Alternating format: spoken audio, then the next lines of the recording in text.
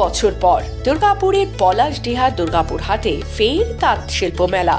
রাজ্য কেন্দ্রীয় সরকারের যৌথ উদ্যোগে হস্ত তাঁত প্রদর্শনীর উদ্বোধন করা হলো।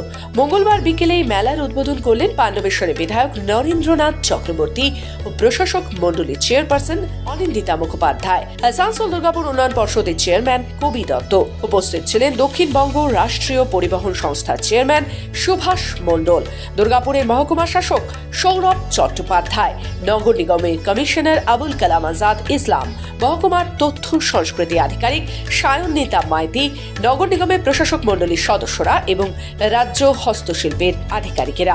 দেশের বিভিন্ন প্রান্তের হস্তশিল্পীরা তাদের হাতের তৈরি তাঁতের সম্ভার নিয়ে হাজির হয়েছেন। এখানে 7টি স্টল করা হয়েছে। 4 তারিখ থেকে শুরু হলো, শেষ হবে 17 তারিখ। প্রতিদিন এই মেলা খোলা থাকবে দুপুর 1টা থেকে রাত 9টা পর্যন্ত। আসানসোল দুর্গাপুর উন্নয়ন পর্ষদের চেয়ারম্যান কবি দত্ত বলেন, প্রচারের মারাত্মক অভাব রয়েছে। রাজ্য ও কেন্দ্র সরকারের যৌথ উদ্যোগে এই মেলা, কিন্তু প্রচার না হলে মানুষ আসবে কি করে? প্রচারের বিষয়ে ধ্যান দেওয়া দরকার। মারাত্মক অভাব আছে। যারা আয়োজক, আমি তাদেরকে অবশ্যই বলবো এই ব্যাপারটাতে একটু আন্তরিকভাবে ধ্যান আগে থেকে দেওয়া উচিত ছিল। মেলাটা করতে তো খরচা লেগেছে, যারই লাগুক, সব কেন্দ্র রাজ্য সবারই লেগেছে, ট্যাক্স তো সেই আমাদেরই দেওয়া পয়সা।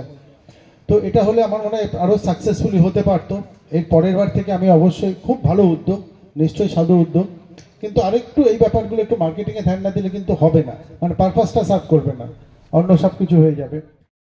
আমাদের এই মেলা প্রাঙ্গণটা ধীরে ধীরে আমরা দেখছি জনসমাগম হচ্ছে। আজকে জানি না, হয়তো কোনো কারণে এখন অবধি সেরকম মানুষেরা এসে পৌঁছতে পারেননি, কিন্তু তাদের কাছে খবর পৌঁছলেই আশা করছি যে এই মাঠ আবার গমগম করবে।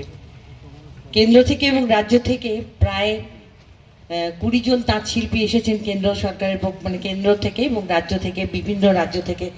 আমাদের রাজ্য থেকে, পশ্চিমবঙ্গ রাজ্য থেকে এসেছেন প্রায় 40 জন তাঁত শিল্পী, যারা ভাই এবং বোনেরা, তাদের সকলকে স্বাগত জানাই।